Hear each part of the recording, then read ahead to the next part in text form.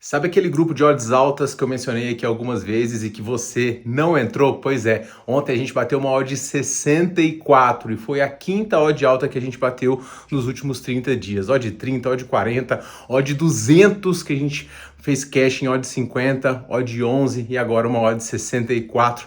É um grupo que tem aí essa busca pelo estouro, mas também tem cotações mais baixas, por volta de 1,80, 2 e pouco, para poder dar justamente essa sustentação para a gente dar esses tiros. É um grupo de alta variância, mas que tem se pagado. E as vagas são limitadas. Se você tiver interesse, tem o link aqui. Hoje a gente só tem 2 joguinhos para analisar e as minhas dicas para eles vão rolar todas depois da vinheta. Chegou a hora de simplificar suas apostas. Na conta Bpag, você tem seus sites favoritos no mesmo lugar, para se divertir com segurança e cashback. Crie essa conta e saia na frente. E vamos embora, pessoal, passar para vocês as dicas desta quinta-feira. A gente começa com o confronto do Fluminense contra a equipe do Cruzeiro. O Fluminense que fez um excelente Mundial de Clubes, caiu de pé de forma digna diante do Chelsea e ficou com boas expectativas. Mas uma coisa que ficou latente nesse último confronto do Fluminense foi o fato do Fluminense não ter profundidade de elenco. Isso prejudicou bastante quando alguns dos jogadores importantes acabaram suspensos aí por acúmulo de cartões, o próprio Martinelli, o próprio René, Samuel Xavier, alguns jogadores importantes aqui que desfalcaram o Flusão no momento decisivo, mas nenhum deles está para ser um desfalque tão grande assim quanto o John Arias. Ele fez um Mundial simplesmente absurdo, ele é o principal jogador do Fluminense hoje, um dos principais do Brasil e está em negociação com o Wolverhampton. O Fluminense acabou de recusar, mas ele parece que quer realmente sair, então a tendência é que ele não jogue aqui nessa partida de hoje. Então um time que já não teve tanto tempo de preparação como os outros, um pouquinho de desgaste, um elenco já mais veterano, embora com enormes qualidades e muito bem treinado pelo Renato Gaúcho, eu acredito que o Fluminense vai ter um pouquinho de dificuldade aqui diante da equipe do Cruzeiro. Lembrando sempre que esse juiz é sempre baseado nas cotações apresentadas pela casa. Óbvio que o Fluminense tem uma grande campanha, chegou invicto aqui durante mais de 10 jogos, mas como eu falei, para essa situação do confronto de hoje, eu não vejo o Fluminense tão favorito assim como as casas estão colocando. A escalação na prévia está na tela aí para vocês e, obviamente, o Fluminense vai conseguir combater e a torcida deve abraçar a equipe porque realmente fez uma campanha muito boa diante do Mundial. Agora, quem está jogando um futebol simplesmente absurdo é o Cruzeiro e isso não é de hoje. O Cruzeiro aumentou bastante as suas médias de finalizações e médias também de escanteios. Eu falei com vocês, olha o quanto o Cruzeiro tem marcado de escanteios e tem uma média de 7,2, enquanto o Grêmio foi simplesmente um atropelo em escanteios, em finalizações e em placar. Um 4-1 muito imponente com mais 2 gols do Caio Jorge, que tem sido aí o principal jogador da equipe. Como eu falei, a média do Cruzeiro está muito alta e defensivamente o time se portando melhor também, se defendendo bem dos jogos. Olhando aqui os critérios casa fora deste confronto, pessoal, a gente tem um Fluminense sólido dentro dos seus domínios aqui neste Brasileirão. Vamos filtrar aqui pelo jogo, porque o Mundial já passou, né? Agora o foco realmente é no Brasileirão e o Fluminense está invicto em casa neste campeonato, com 4 vitórias e 1 empate. O Cruzeiro fora dos seus domínios perdeu para a equipe do Inter, mas nesse jogo que teve um jogador expulso logo no começo e perdeu para o Bragantino, de resto vem de 3 jogos de invencibilidade. O Cruzeiro vai ter hoje os seus principais jogadores à disposição de um meio-campo muito forte, combativo, mas também criativo, laterais que apoiam e um ataque que tem sido bastante incisivo. Como eu falei com vocês, as médias do Cruzeiro estão muito altas, então de cara um bilhete que pode ser interessante aí é Cruzeiro para ter mais finalizações e mais escanteios. O Cruzeiro pode muito bem ser protagonista aqui no jogo, a gente não pode descartar o fato do Cruzeiro eventualmente sair atrás também,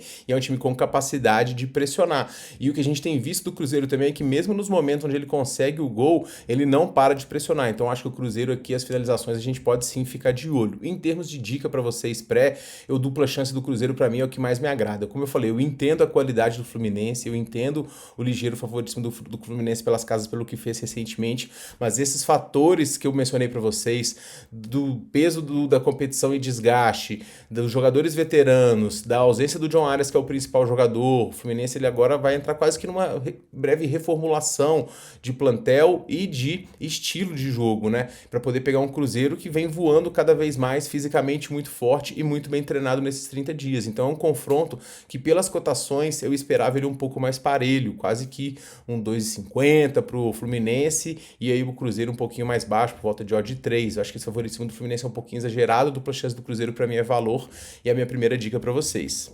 Pelo lado do Fluminense, pessoal, vamos ficar de olho nas atuações do Hércules. A média de finalização dele tem sido bem alta, ele tem aumentado a sua produtividade e se realmente o Arias não jogar, ele tende a jogar e assumir esse protagonismo ofensivo. Cano e Everaldo tem que ser em casas que tem substituição mais, porque um faz a vez do outro e a minutagem de nenhum dos dois está muito alta. E com a ausência do John Arias, como eu falei, as finalizações devem ser distribuídas entre esses jogadores, além do Canóbio também, embora algumas vezes a minutagem dele também não seja tão alta. Então eu tô mais de olho aqui nas finalizações do Hércules, um jogador que tem crescido seu protagonismo, uma para bilhete ou duas aí simples são interessantes. Pelo lado do Cruzeiro, só tem um nome, né? Caio Jorge, o artilheiro do campeonato, 3 gols no último confronto, média de 3 finalizações por partida, então chutes a gol dele, finalizações são sempre interessantes. Mesmo num cenário aqui fora de casa, ele tem mantido uma média simplesmente absurda e vem sendo aí o principal jogador do campeonato. As linhas dele são geralmente muito altas, mas uma finalização dele no gol aqui é bastante provável, tá? E ele consegue aqui essa média tranquilamente. No segundo jogo do dia, a gente tem o Atlético Bucaramanga recebendo o meu time, que é o Atlético Mineiro.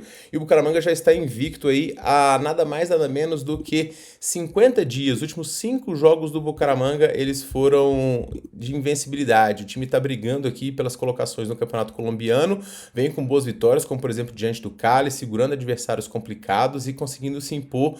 E nos últimos 10 jogos só perdeu para o Colo-Colo fora de casa nessa Libertadores. Fez uma campanha bastante digna, chegou a ganhar do Racing lá, fez jogos duros diante da equipe do próprio Fortaleza e foi atrapalhado um pouquinho por conta do WO do Fortaleza diante da equipe do Colo-Colo. A equipe tem bons jogadores técnicos, não é nenhum primor, mas o futebol colombiano é um futebol de força, futebol de criatividade também, um futebol que consegue boas finalizações e o time em casa vai ter aqui as suas chances diante de um Atlético Mineiro. O Atlético Mineiro, ele vem com alguns desfalques para este confronto, mas também alguns reforços. O Coelho, ele tá fora, mas o Everson, goleiro, e o Rony, que desfalcaram o time no último confronto diante do Bahia, eles voltam. Tem mais um jogador do Atlético que faltou aqui para este confronto que me fugiu, mas vai estar aí na prévia para vocês. O Atlético, como eu falei, ele chega aqui pressionado por conta dessa derrota e pressionado os jogadores em relação à diretoria por conta de atrasos salariais. O pagamento foi feito aqui no dia 15, como prometido, então essa injeção de ânimo o Atlético vai ter. Mas eu não sei o quanto o Atlético está focado nessa Sul-Americana, porque o Atlético ele ainda tem a Copa do Brasil e ele quer fazer uma boa campanha no Brasileirão para poder voltar à Libertadores, porque as finanças do Atlético é algo que preocupa muito. Obviamente, a Sul-Americana pode injetar um pouco esse valor, mas o grande ponto é que o Atlético internacionalmente já não vence há mais de 400 dias. São muitos jogos que o Atlético não consegue vencer fora de casa em competição internacional. Tem tido muitas dificuldades. Nessa temporada, inclusive, não conseguiu vencer adversários fracos, como o próprio Caracas da Venezuela, não conseguiu vencer aqui o próprio Cienciano também num 0-0 e ainda perdeu aqui para o Iquique por 3-2. Então é um time que tem tido problemas com desfalques. Eu acho que o valor aqui foi para o lado do Bucaramanga. Vou recomendar para vocês aqui o dupla chance desta equipe diante do Atlético Mineiro. E vou recomendar para vocês também uma dica no mercado de finalizações. O PlayStats não abre finalizações do Bucaramanga, mas a gente já tem acesso a outros números e o Kevin Londongo é um dos principais jogadores de frente, com boa média, e tá pagando R$ 2,80 para ele poder finalizar 2 vezes nesse jogo diante do Galo lá na BetMGM. Na 365, para vocês terem uma ideia, tá R$ 1,61. Então essa dica aqui tem valor aqui, é interessante, tá? O jogador atacante com média de alta de finalizações, 2,80 para dar 2 chutinhos num jogo onde pode ter bastante pressão aqui do Bucaramanga, eu gosto. Para poder finalizar, pessoal, a gente tem 2 jogos de Série B aqui e eu vou mandar uma dupla complicada nesse jogo aqui, mas uma dupla com boas chances, que é empate nos 2 jogos. Eu não consigo confiar no Operário, que está na 15ª colocação, é um time que está flertando com rebaixamento no momento e que tem problemas no lado ofensivo. O time, ele acabou de contratar o Cão Elias, um reforço do Foz do Iguaçu, o artilheiro aí da Série B, do Catarinense, e é uma esperança de gols para um ataque que não vem funcionando. Então o Operário não tem uma média de gols muito alta e o desempenho em casa nessa Série B ele é oscilante, né? Com 3 vitórias, 2 empates e também 2 derrotas. O time já não vence algumas partidas também, a sequência nos últimos 10 jogos não é muito boa, mas em casa o time tende a melhorar. Quem vem numa sequência muito ruim também é o CRB, que perdeu os últimos 4 jogos. Para poder piorar, não vai poder contar com seu goleiro, Marcelo Vitor vai ser o substituto, mas ele tem a volta importante do zagueiro alemão.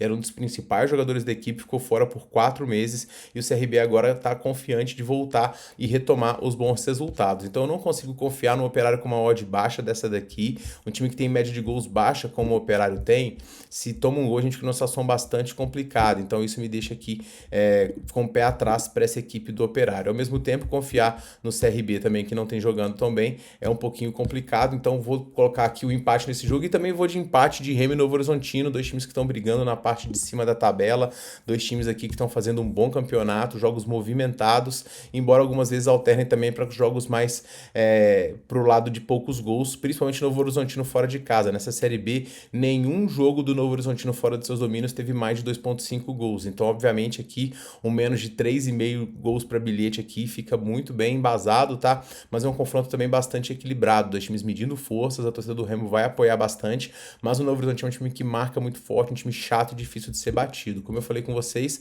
as linhas aqui estão muito esmagadas, a linha de 2,5 tá 1,50, a linha de 1,5 aqui, gols já tá aqui bem baixa também, então é um confronto que não tem expectativa de muitos gols, então cercar de empate aqui também eu acabo achando interessante, porque são dois jogos com tendência a empate na minha visão, então eu vou colocar uma moedinha nesses empates aí, para essas partidas, fica como bilhete aí para nossa tentativa de tiro dessa rodada. Então esses são os meus palpites para esta quinta-feira, pessoal. Se você gostou e chegou até aqui, comente qualquer coisa, porque ajuda demais ao canal, e não deixe de verificar se você está inscrito também.